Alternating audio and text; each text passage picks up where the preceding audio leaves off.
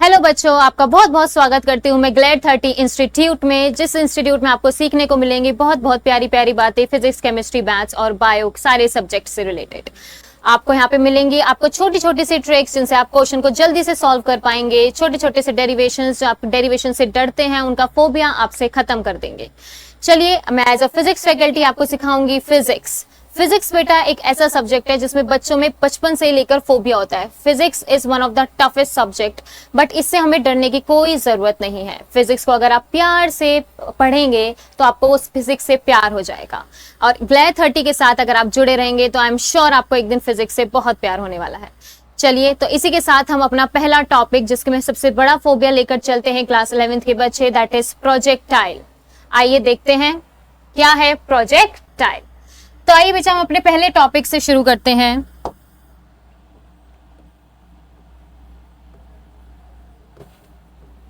Projectile motion से। बेटा क्या होता है प्रोजेक्टाइल मोशन, अगर हम समझें सिंपल सी भाषा में, व्हाट इज प्रोजेक्टाइल।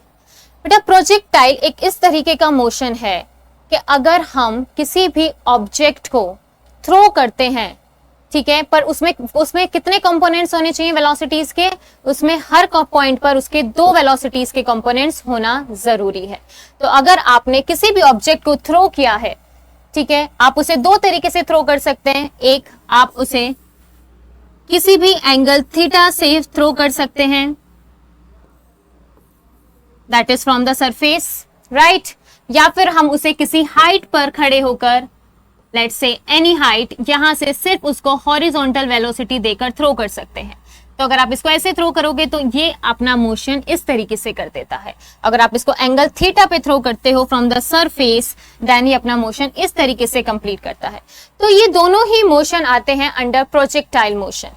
तीसरी बात, अगर हम ये कहते हैं कि इसको हमने किसी थीटा पे थ्रो किया, इसको हमने किसी हाइट h से सिर्फ हॉरिजॉन्टल वेलोसिटी से थ्रो किया, देन व्हाट अबाउट अगर हम किसी भी ऑब्जेक्ट को वर्टिकल अपवर्ड थ्रो करते हैं विद एनी वेलोसिटी u, तो क्या इसका जो मोशन होगा वो प्रोजेक्टाइल मोशन के अंडर आएगा या नहीं, वो चीज हम इस छोटी सी वीडियो में क्लियर करेंगे, right. If we throw an object with any velocity u in vertical direction, then what happened. बेटा अगर हम किसी भी ऑब्जेक्ट को वर्टिकल डायरेक्शन में थ्रो करेंगे तो आपके पास जिस पाथ से वो गया है उसी पाथ से वापस आ जाएगा, राइट। क्यों? क्योंकि आपने इसी डायरेक्शन में इसको वेलोसिटी दी है और इसी डायरेक्शन में हमारा एक्सेलरेशन ड्यू टू ग्रेविटी लगता है, राइट।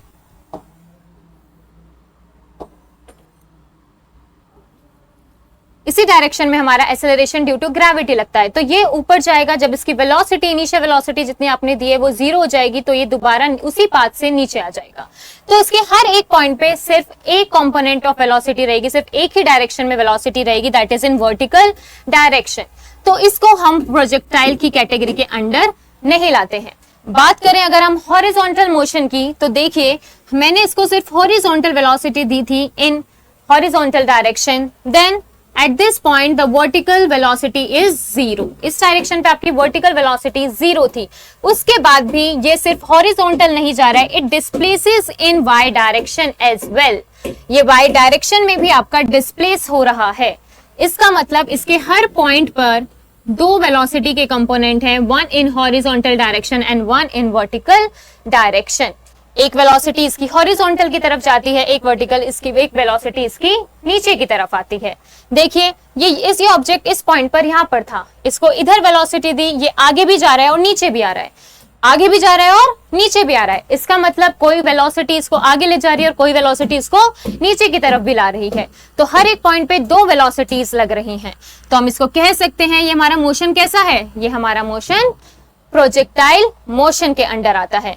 बट ये हमारा प्रोजेक्टाइल मोशन के अंदर क्यों नहीं आता? क्योंकि इसके हर एक पॉइंट पर सिर्फ एक ही कंपोनेंट वेलोसिटी का एप्लीकेबल है। तो इसको प्रोजेक्टाइल मोशन के अंदर नहीं लाया जाएगा और इसको प्रोजेक्टाइल मोशन के अंदर लाया जाएगा। प्रोजेक्टाइल मोशन की दोबारा से डेफिनेशन आप सभी को मैं क्लियर कर दूं कि projectile motion is a type of motion in which At each particular position it has two component of velocity. इसके पास दो कंपोनेंट होते हैं वेलोसिटी के, जो एक वेलोसिटी इसको आगे की तरफ डिस्प्लेस करती है और एक वेलोसिटी कंपोनेंट उसको नीचे की तरफ डिस्प्लेस करती है। बात समझ आ रही है? चलिए देखते हैं दोबारा से। Angular projectile, what is angular projectile? अगर हमने किसी प्रोजेक्टाइल को किसी सरफेस से थीटा एंगल पे थ्रो किया था तो वो कैसा मोशन करेगा? वो कुछ आपका इस तरीके का मोशन करेगा। ये आपकी एक्स डायरेक्शन और ये आपकी वाई डायरेक्शन। आपने थीटा एंगल पे इसको किसी भी इनिशियल वेलोसिटी u दी थी, right? Eight this point it has, किसी भी पॉइंट पर आप ले लीजिए,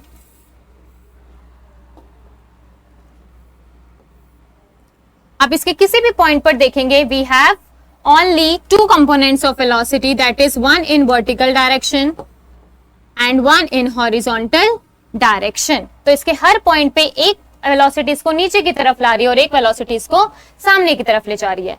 और ये होता है हमारा हाइट, आपकी मैक्सिमम हाइट।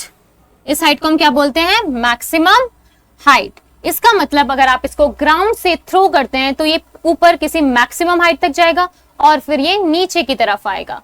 तो इस टाइम पर मैक्सिमम हाइट अटेंड कर चुका है, तो इसका मतलब इसमें जो वी वाई वेलोसिटी थी वो जीरो हो चुकी है। इसका मतलब क्या है? इस पॉइंट पर जो वी वाई वेलोसिटी थी वो हमारी क्या हो चुकी है? वो हमारी जीरो हो चुकी है, जिसकी वजह से अब वो दोबारा नीचे आना शुरू करेगा। और क्यों? और ये नीचे डायरेक्ट ऐसे क्यों नहीं आ रहा है अगर इस पॉइंट पर वी वाई जीरो हो गई है? क्योंकि इसमें कोई हॉरिजॉन्टल वेलोसिटी लग रही है जो इसको आगे की तरफ डिस्प्लेस करा रही है।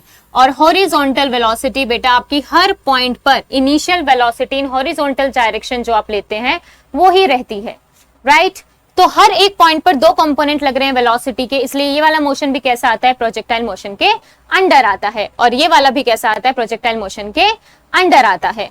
तो यही हमारा छोटी सी वीडियो में आपको समझाने की कोशिश की है कि किन किन मोशन को हम प्रोजेक्टाइल मोशन के अंडर ले सकते हैं। बाकी सभी फैक्ट्स जानने के लिए प्लीज आप हमारे चैनल को लाइक एंड सब्सक्राइब करना ना भूलें।